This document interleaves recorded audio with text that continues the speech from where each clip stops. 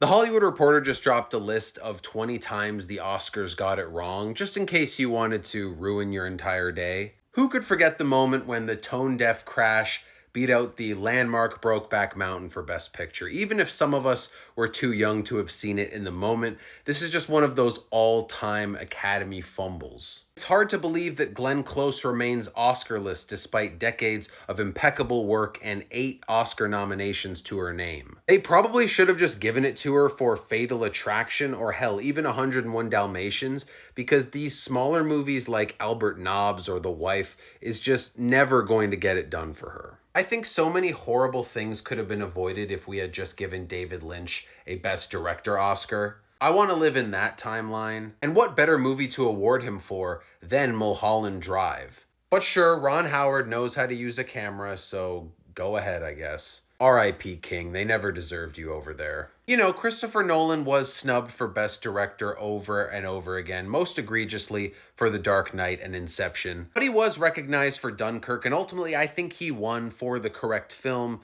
with last year's Oppenheimer. Sometimes the universe works things out for you.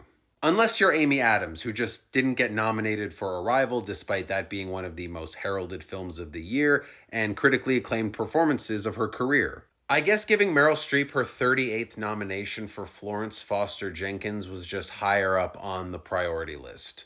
Another notable Best Actress miss from the last decade, thanks in large part to the Academy's tempestuous relationship with the horror genre. For every Demi Moore that gets in, a Toni Collette is left by the wayside. Ever since I started regularly watching the Oscars around 2009, this is still the most shocking and visceral category snub I have ever seen. I even have my reaction filmed from the moment I found out that this missed. And this is where the list really loses me. The notion that Titanic winning Best Picture over LA Confidential was the Academy getting it wrong? This is Titanic we're talking about, one of the greatest filmmaking achievements in the history of blockbuster cinema. A timeless classic that seamlessly blended modern special effects with the spirit of Hollywood epics of decades past. Some of the least serious injustices in the world, but still injustices nonetheless.